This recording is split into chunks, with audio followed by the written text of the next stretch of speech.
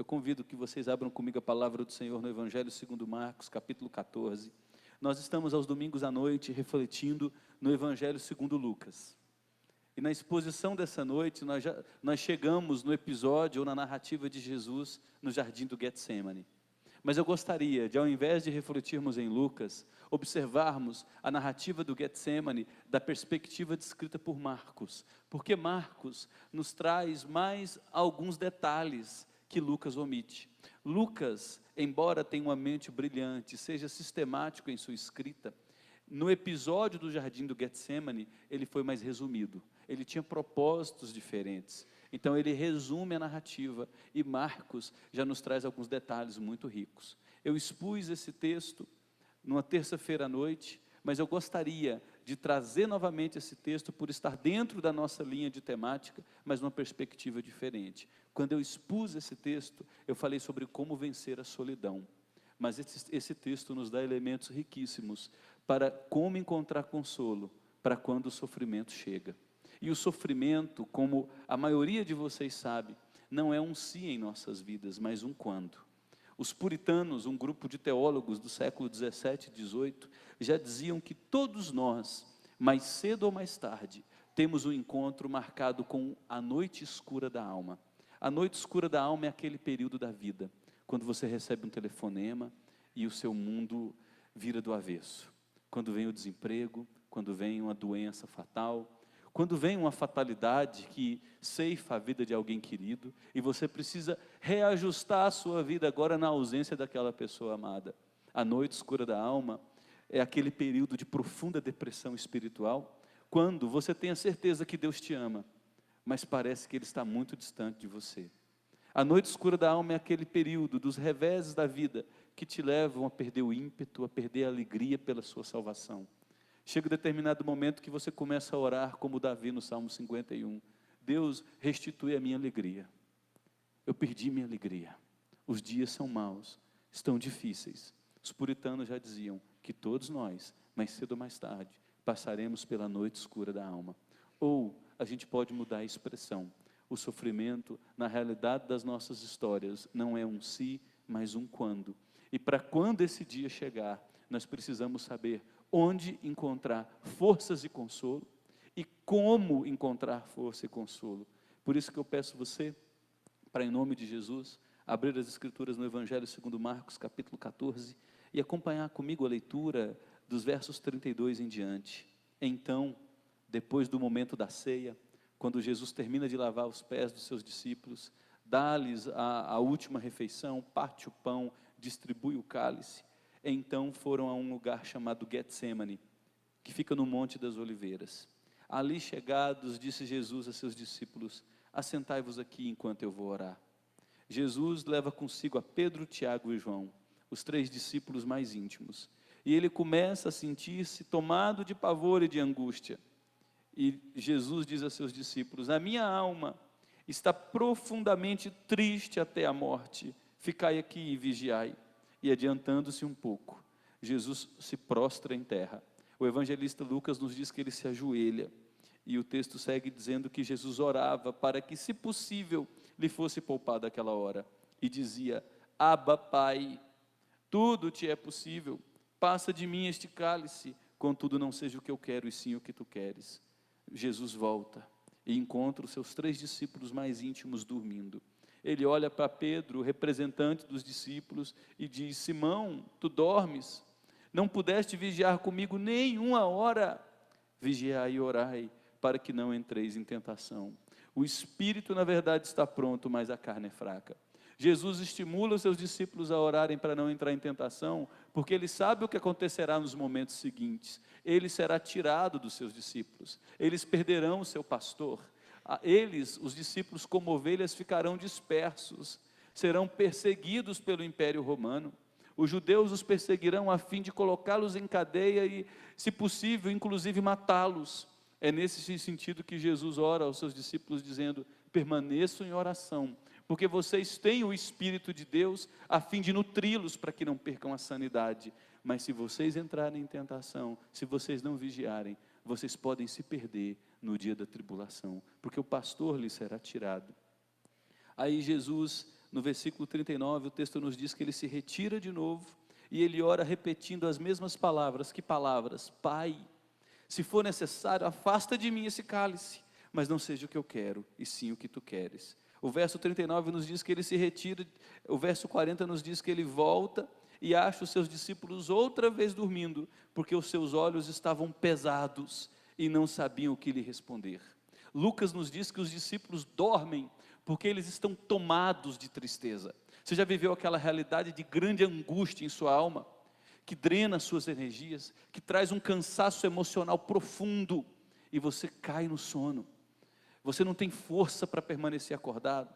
Os discípulos estavam ouvindo de Jesus nos últimos dias, o tempo todo, que ele iria para Jerusalém, seria entregue nas mãos dos sacerdotes, seria traído, morreria, mas 3 dias depois ressuscitaria. Os discípulos não estavam conseguindo processar essas informações, eram informações negativas demais. O coração dos discípulos foi tomado de pavor, de angústia, de desespero e profunda tristeza.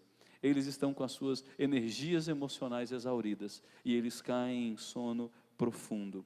Eles não conseguem permanecer acordados com Jesus. O texto no final do verso 40 diz que eles não sabiam nem como responder Jesus. Versículo 41, e Jesus veio pela 3ª vez e lhes disse: ainda dormis e repousais? Basta, chegou a hora. O Filho do Homem está sendo entregue nas mãos dos pecadores. Levantai-vos, vamos. Eis que o traidor se aproxima. Verso 43 nos diz que logo falava Jesus ainda quando chega Judas.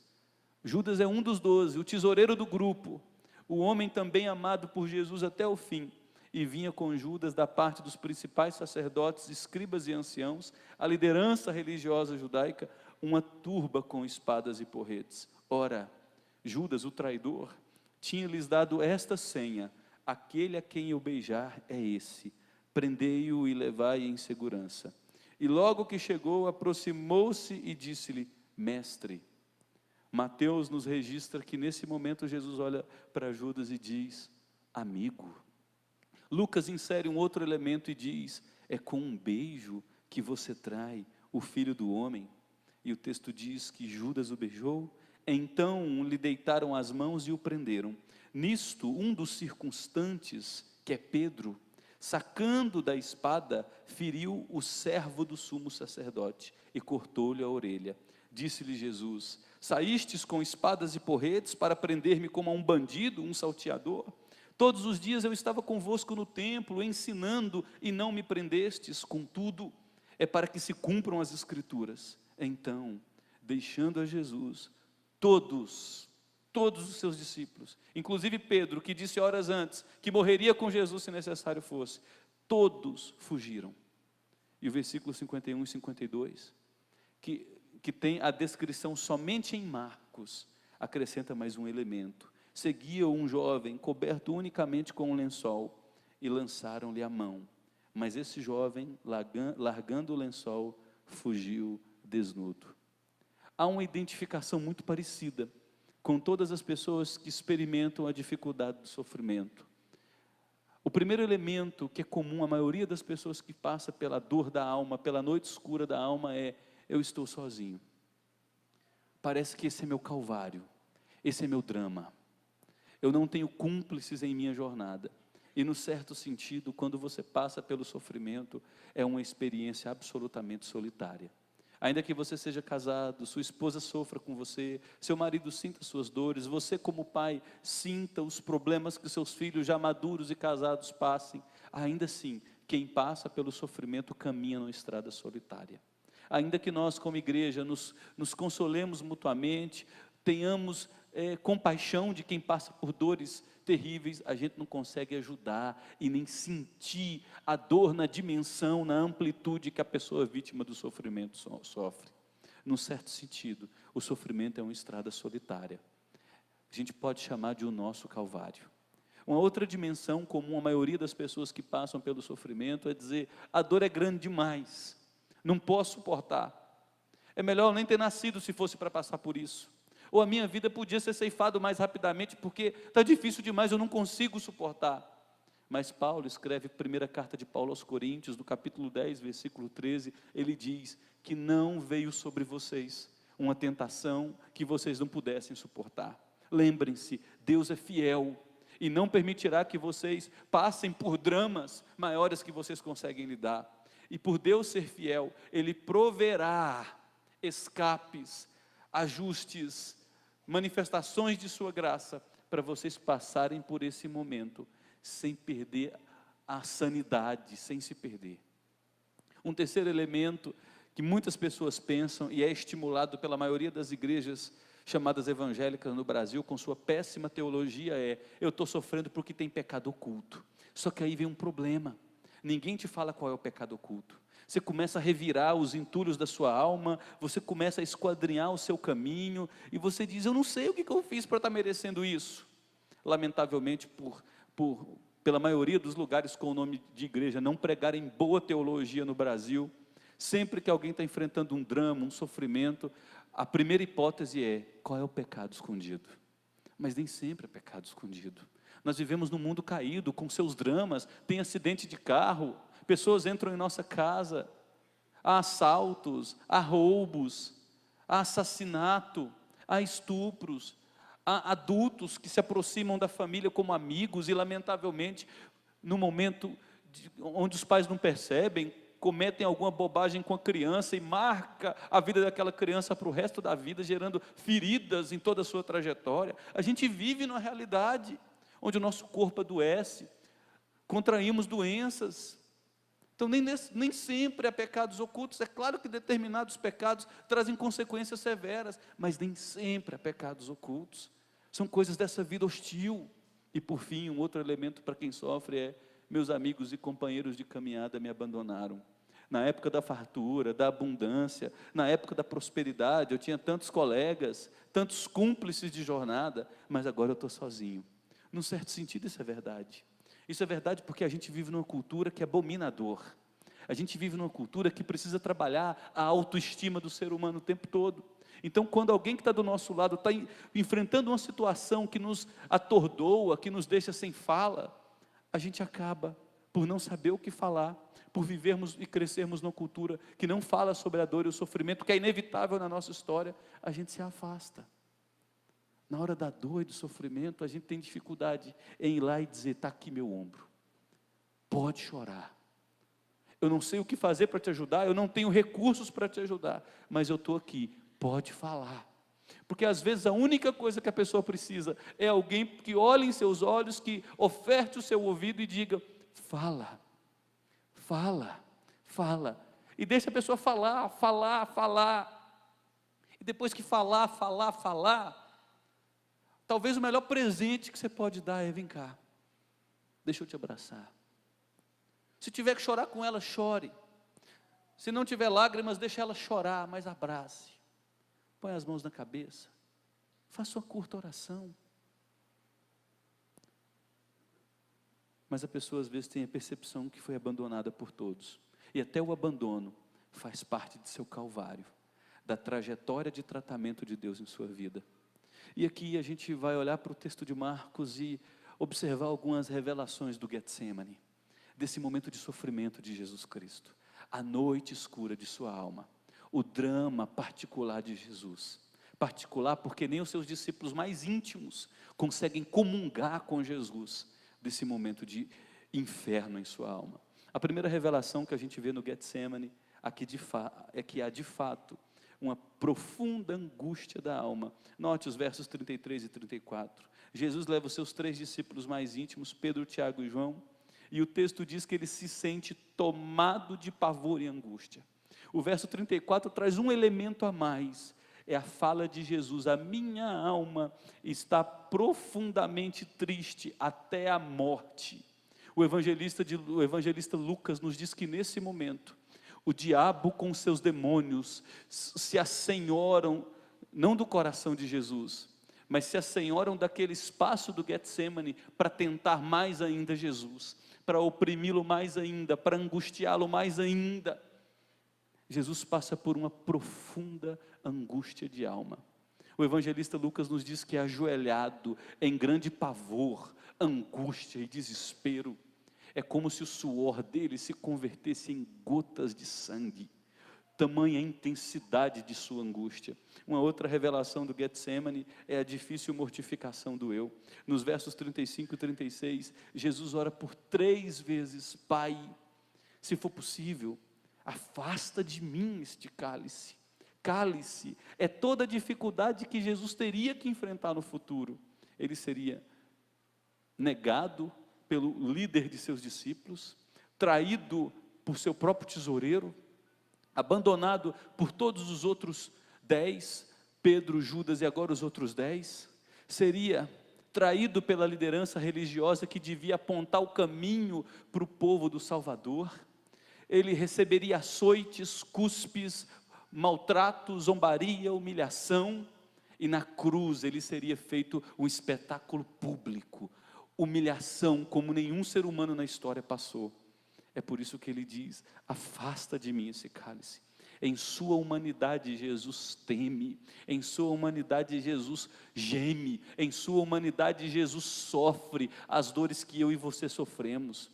Mas note que ele tem forças para fazer aquilo que é o mais difícil. Na hora do sofrimento, ele diz: faça a tua vontade, Deus. Eu não sei quais são os seus projetos para a minha vida. Eu não sei porque o Senhor está permitindo esse vale da dor. Eu não sei porque eu preciso passar por esse corredor da morte. Eu não sei, tu sabes, tu sabes. Faça a tua vontade, Deus. Depois ele experimenta a solidão em seu momento mais marcante. Ele deixa 8 discípulos, Lucas nos diz que ele deixa os 8 discípulos a um tiro de pedra. Mais ou menos, quem é bom aí de braço vai jogar pedra o quê? A 60, 80 metros.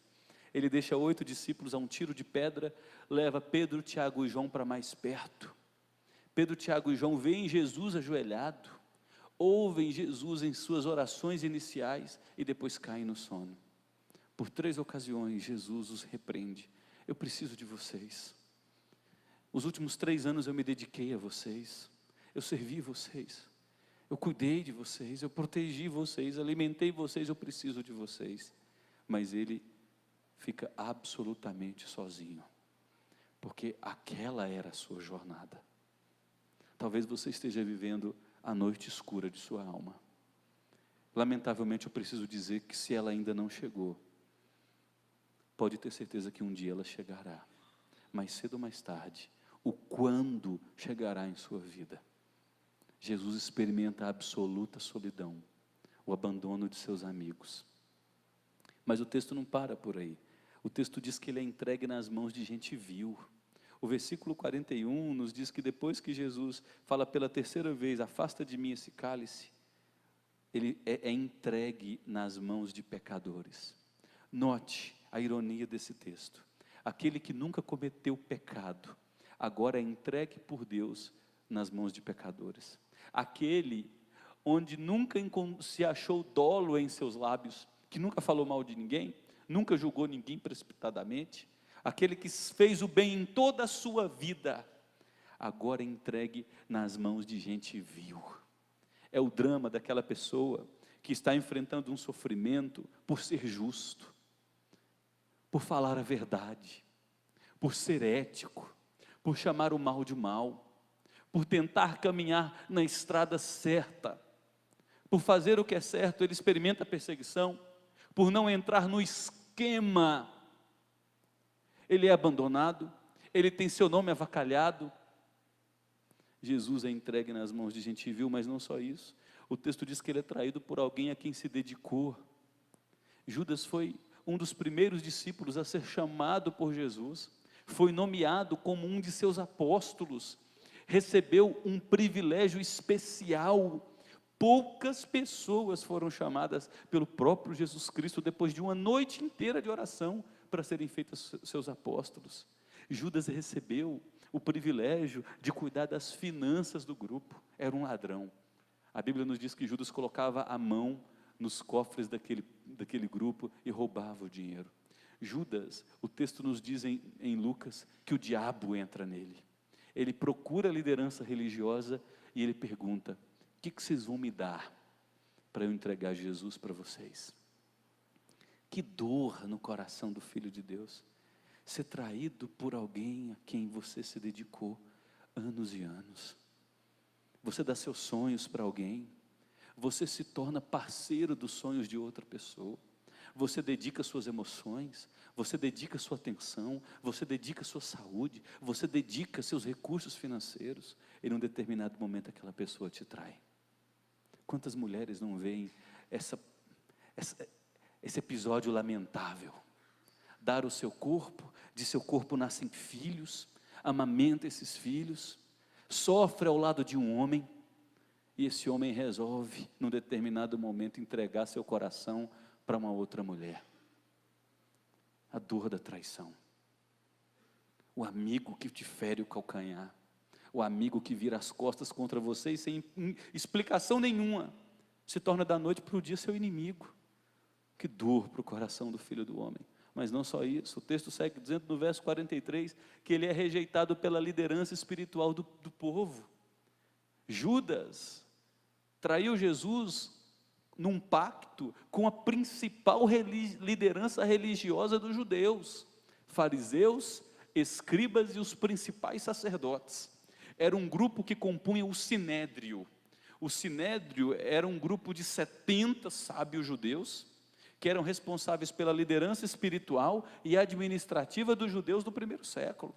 A liderança espiritual que devia apontar para o povo: olha, o Messias veio, ele ressuscita mortos, ele alimenta os famintos, ele toca em leprosos e são curados, ele dá vista aos cegos, ele tem uma vida simples, ele não é assediado como nós somos assediados por vaidades, por cobiças, por desejos de projeção política, seja em qualquer instituição. Ele não faz conchavos particulares. A gente vê o seu jeito de viver completamente diferente de tudo. Ele é o Salvador. Todos os sinais que ele realiza apontam para o fato de que ele é Deus entre nós.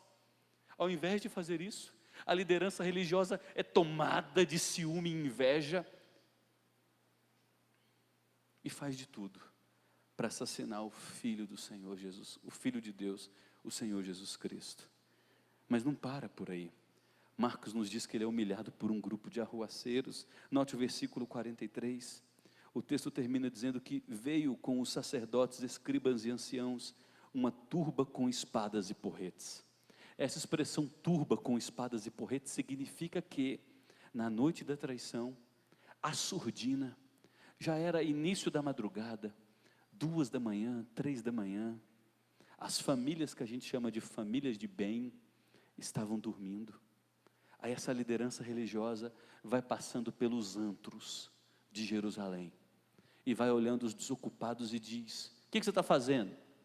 Vou contextualizar agora. Não, estou tomando uma cachaça aqui no boteco, estou jogando uma sinuca. A liderança religiosa olha para eles e diz: vamos ali, me ajuda a dar um couro no arruaceiro, ajuda a gente a dar uns porretes num sem vergonha qualquer. É isso que Marcos quer dizer por essa expressão, uma turba com espadas e porretes. Aquele que nunca cometeu pecado recebe essa humilhação de gente vil o julgando, de gente inescrupulosa o acusando.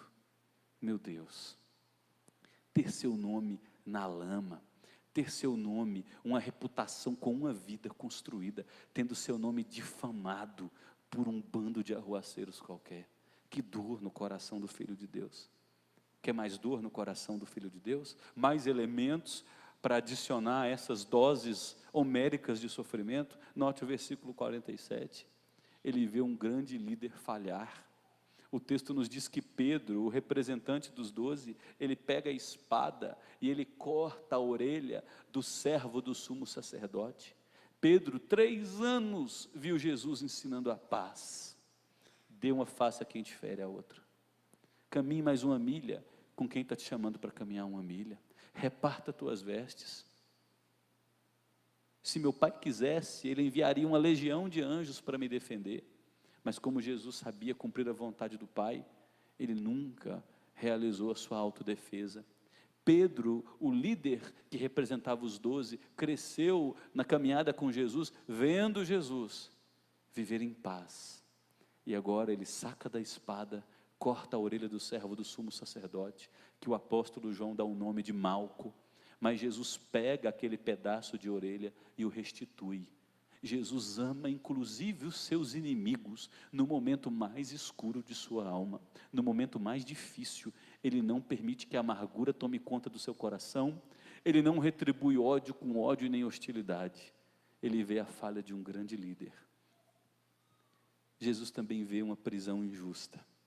Ele disse: eu sempre ensinei para vocês, eu nunca fui mentiroso, eu nunca ocultei aquilo que eu criei, eu falava em plena luz do dia, de que eu fui o enviado do Pai, para entregar a minha vida para salvar a muitos, mas vocês esperaram a calada da noite, agiram sorrateiramente, para me fazer o mal, eu que sempre fiz o bem em plena luz do dia. Prisão injusta.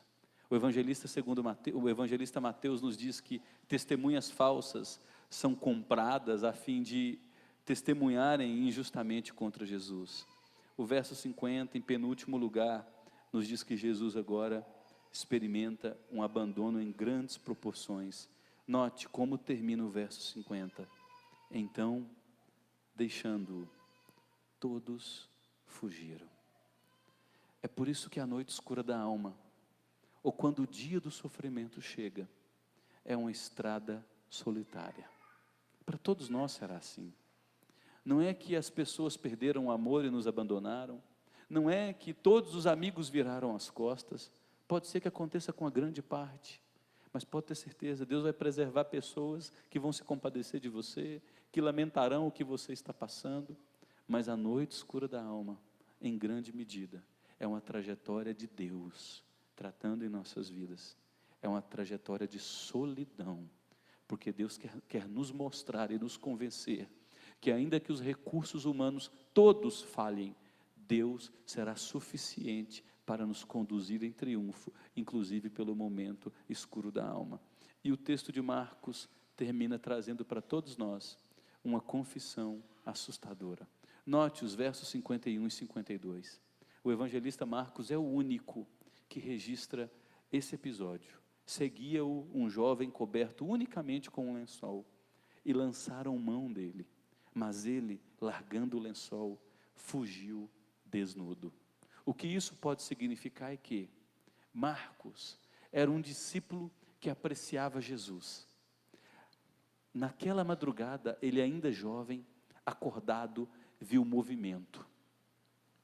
Ele se enrola com um lençol, estava preparado para dormir, e ele segue Jesus à distância. Ele segue aquela multidão à distância, não Jesus. Aquela multidão se aproxima de Jesus, ele vê o beijo da traição, ele vê discípulo fugindo, ele vê Jesus tomando soco, tomando chute, sendo preso injustamente. Naquele momento, algum membro da multidão olha para aquele jovem enrolado num lençol e o identifica. Aquele menino, a mãe dele é crente, porque no livro de Atos nós temos o registro de que a igreja sobre a qual desceu o Espírito Santo cultuava na casa de João Marcos.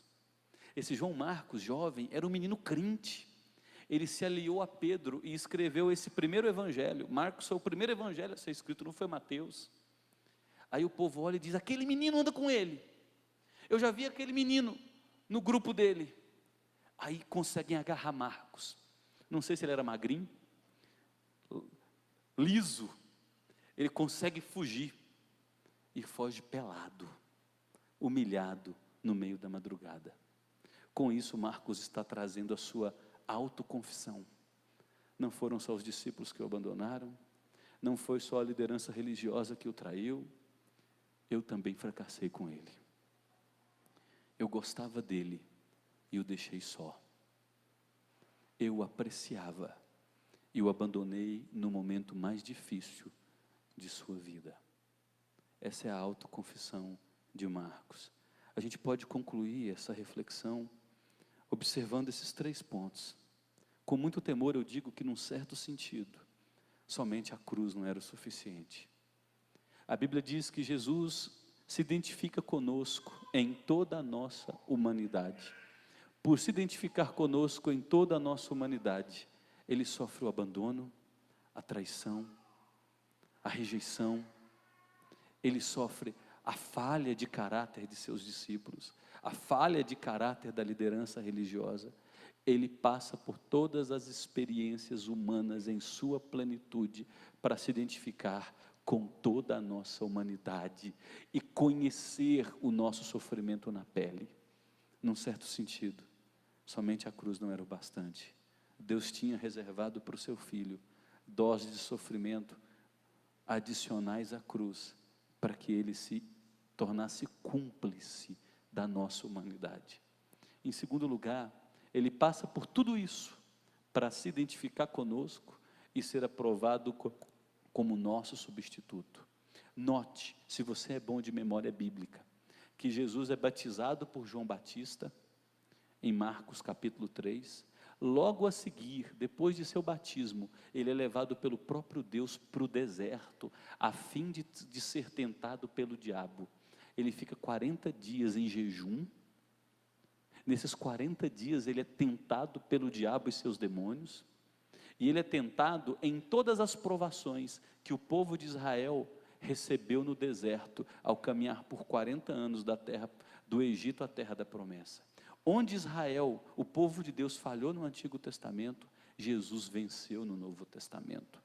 Ele foi tentado e venceu todas as tentações para se tornar o nosso fiel substituto, se identificar conosco e oferecer um sacrifício aceitável a Deus, um sacrifício que pudesse nos representar. Mas só as tentações no deserto também não eram suficientes. As tentações no deserto terminam com Lucas, Mateus e Marcos dizendo que o diabo se afastou dele até o momento oportuno. E no Getsemane, mais uma vez, o momento oportuno chega. O diabo, mais uma vez, tenta cravar suas garras no coração do Filho de Deus, a fim de que ele abrisse mão do projeto de cruz e pudesse nos salvar.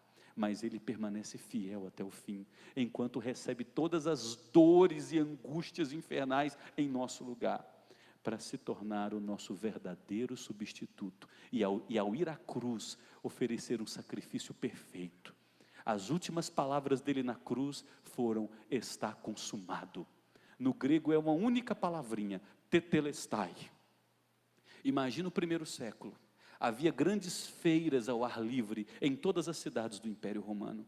Nessas feiras, como nós temos feiras em Anápolis, vendia-se de tudo: legumes, frutas, animais e inclusive escravos. Se eu me interessasse por um escravo, eu chegaria em seu proprietário e perguntaria: quanto você quer por ele? Ele me daria um valor, suponhamos 100 mil reais. Com muito custo, eu juntaria esse dinheiro, pagaria os 100 mil reais por aquele escravo e receberia uma nota fiscal com o carimbo dizendo: tetelestai, está pago. Esta foi a última palavra de Jesus na cruz, tetelestai. Ele curva a cabeça e morre. O que ele diz para seu pai é: eu fui até o fim, e fui até o fim fielmente ao Senhor. Eu os representei plenamente. Eu recebi do Senhor o inferno que estava destinado para todos eles. Eu fui fiel a ti até o fim. Eu derramei até a minha última gota de sangue, para que não haja mais inferno para eles, se eles estiverem em mim. Tetelestai, está pago, Pai. O meu sangue é o preço do perdão deles. O meu sangue é o preço da salvação deles. O meu sangue é o preço da redenção deles. Eles não têm mais dívida contigo, Pai. Então ele experimenta tudo isso para oferecer um sacrifício perfeito em nosso lugar. E por fim, ele experimenta todas as dores no nível máximo, a fim de comungar de nossa natureza e ser nosso consolador. Que dor! É meu calvário. É a noite escura da minha alma. Eu estou andando pelo meu vale escuro. Todos me abandonaram, ninguém sabe o que eu estou passando. Talvez você possa dizer isso. Mas o Pai fez com que seu filho enfrentasse tudo isso, para que Jesus pudesse olhar para você em sua dor, em seu sofrimento, em seu desespero, e dizer: eu sei, eu conheço tua dor, eu vivi tua dor, eu experimentei tua dor no nível máximo, eu comungo da tua natureza, eu sei o quanto teu coração está angustiado, eu sei o quanto você está preocupado com essa situação que demora a ter fim, Eu sei o quanto o desespero ronda o tempo todo o teu coração. Eu sei que você quer dar cabo da tua vida. Eu sei o pavor que se apodera de você, as angústias de alma que estão afligindo a tua alma. Eu sei disso. Eu vivi tudo isso. Eu estou contigo. Eu conheço o teu drama. Eu ouço o seu clamor. Eu não vou te abandonar. É por isso que a Bíblia diz: ainda que a mãe se esqueça do bebê que amamenta, ainda que fosse possível, Deus nunca abandonaria ou esqueceria de seu povo.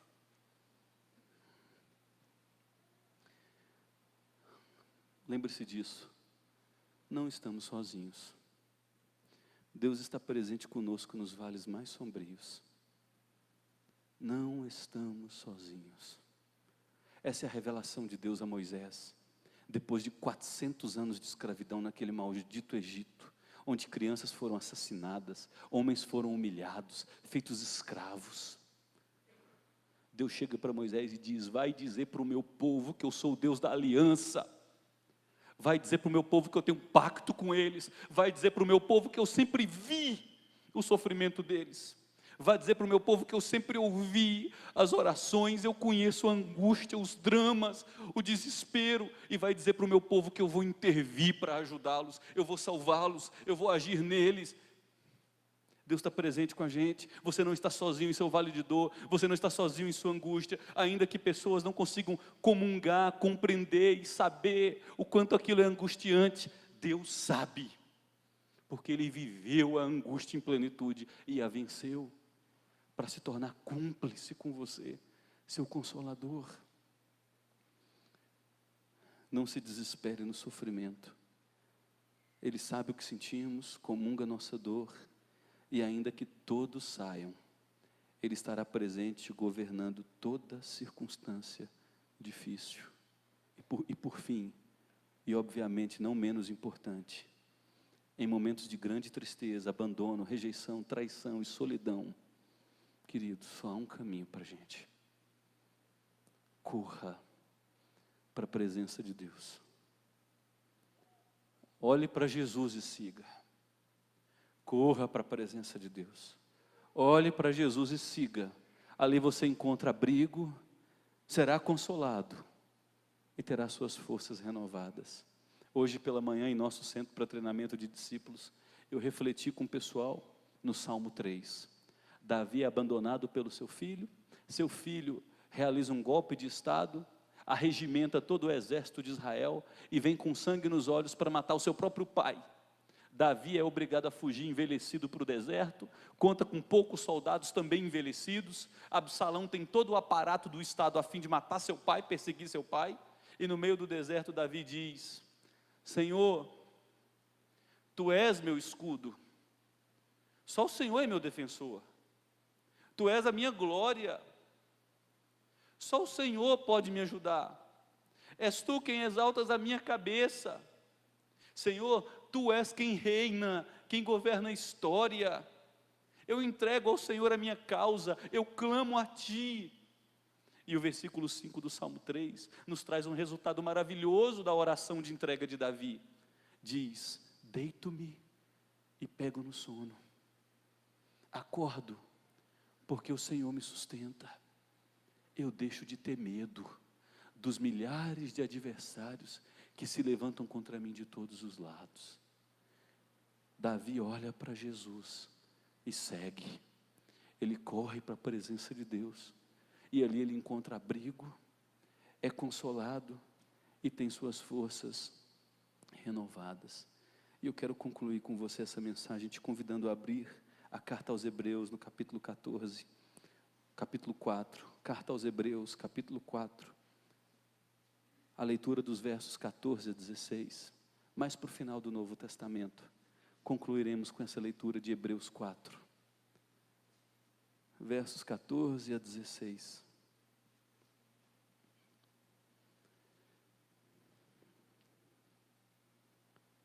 Hebreus 4, versos 14 a 16. Diz-nos assim a palavra que é do Senhor.